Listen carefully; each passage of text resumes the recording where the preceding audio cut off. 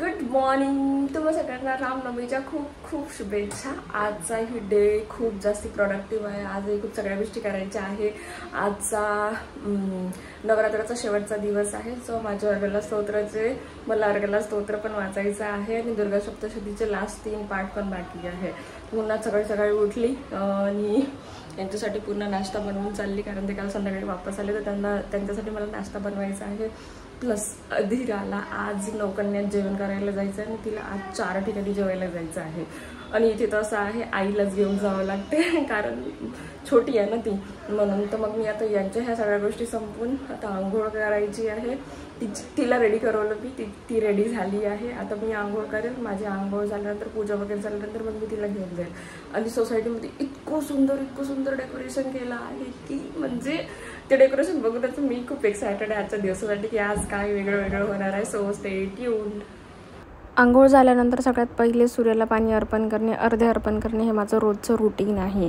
आंघोळ झाल्यानंतर सगळ्यात पहिले मी हे काम करते, त्याच्यानंतरच मी माझ्या पूजेची सुरुवात करते. आणि हे माझं रोजचंच आहे. म्हणजे मी पहिल्यापासूनच या सगळ्या गोष्टी करते, तर मग मला लग्नानंतर या गोष्टींची सवय आहे.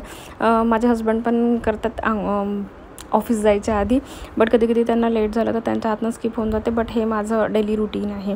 त्याच्याशिवाय माझ्या पूजेची सुरुवात होत नाही. हे सगळं आटपून मी माझ्या पूजेला सुरुवात केली, कारण मला सांगितलं आहे, ऑलरेडी टोल्ड यू, की मला अधीराला नौकन्यात जेवण करायला घेऊन जायचं होतं.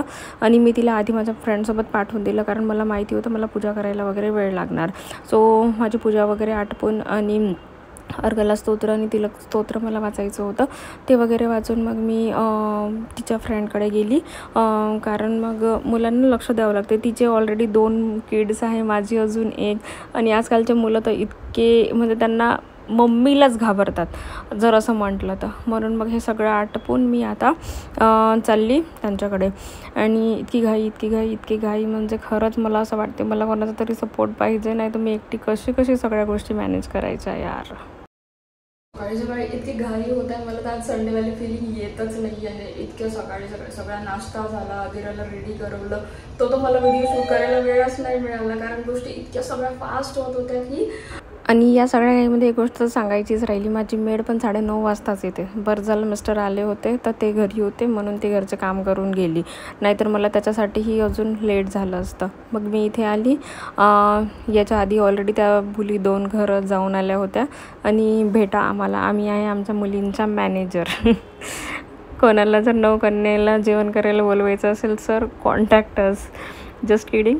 अँड वन बाय वन एकेकाच्या घरी म्हणजे मुलं एवढे थकून गेले होते ना. बरं झालं इथे एक सिस्टम खूप चांगला केला आहे यांनी. मुलांना फक्त मुलं थोडा प्रसाद खातात आणि मग त्यांनी जेही मुलांसाठी जेवण बनवलेलं असतं ते सगळं पॅक करून देतात. आणि सगळ्यांना म्हणजे असं खूप छान वाटते. त्यांना असं वाटते की आमच्या घरी नौकन्या आल्या पाहिजे, जेवण केलं पाहिजे, त्यांचे पाय आमच्या घरी लागले पाहिजे. आणि तो आनंद त्यांच्या चेहऱ्यावरच बघायला मिळते. म्हणजे ते लोक इतके एक्सायटेड असतात ना, म्हणजे खरंच मुलं नाही तर इतके थकून जातात, बट या दिवशी बिलकुल थकत नाही. आणि इकडून तिकडे करता संध्याकाळच्या डेकोरेशनची जय्य तयारी सुरू आहे. आणि हे फायनली लास्ट घर होतं माझ्या फ्लोअरवरचं. आणि हे झाल्यानंतर आता मी जाणार आहे घरी, कारण आजचा जो मॅक्सिमम दिवस आहे पूर्ण कन्या भोजन मध्ये गेला. तिथून 2 वगैरे वाजले मला यायला.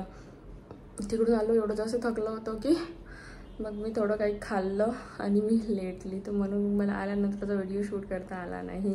आणि आता आम्ही चाललो मंदिरमध्ये, कारण आज रामनवमी आहे तर मला देवळात जायचं आहे पूजा वगैरे करायला. तर आता आम्ही चाललो देवळात. अँड इट्स ऑलमोस्ट मला असं वाटते आता 4:45 वाजलेले आहे, कारण संध्याकाळी सोसायटीमध्ये पण प्रोग्राम आहे तर मला तिकडे पण जायचं आहे. चला बघूया काय घडेल. पंडितजीने आम्हाला तर 2 वाजताच इन्व्हाइट केलं होतं, बट आम्हाला खूप लेट झालं. तर इथे ऑलरेडी एक मोठी पूजा सुरू होती, तर म्हणून मग आम्ही पूजा करायला आलो होतो. तुम्ही इथे बघू शकता.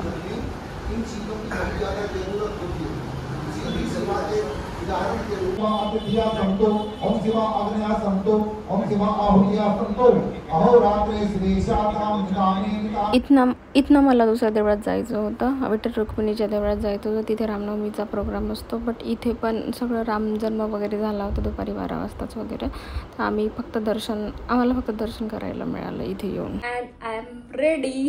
माझी संध्याकाळची सगळी पूजा वगैरे, आरती, नैवेद्य वगैरे सगळं झालेलं आहे.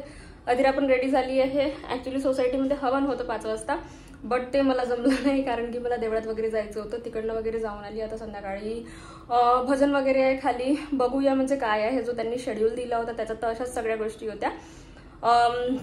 आता आम्ही रेडी झालो आहे. आता बघू खाली जाऊन काय काय नवीन नवीन गोष्टी आहे. डेकोरेशन्स उत्साह बघून तर खूप छान वाटत होतं. आता खाली गेल्यानंतर कळेल की अजून काय मस्त आहे. चला बघूया.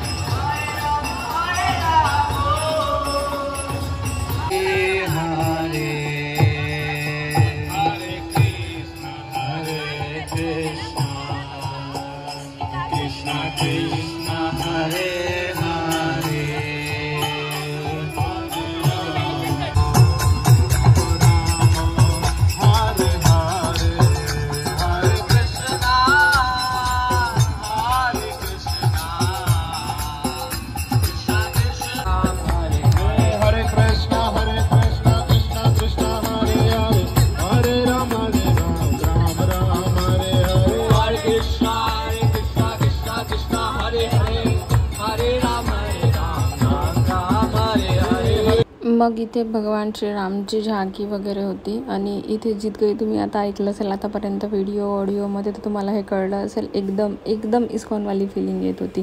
कारण त्यांनी जे भजनवाले सांगितले होते ते इस्कॉनमधले होते. तर एकदम म्हणजे असं वाटत होतं की इस्कॉन टेम्पलमध्ये आपण बसलेलो आहे आणि तिथे भजन वगैरे म्हणत आहे.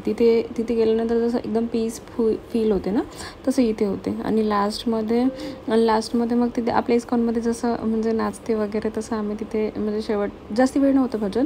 मग नंतर जेवण वगैरे पण होतं इथे.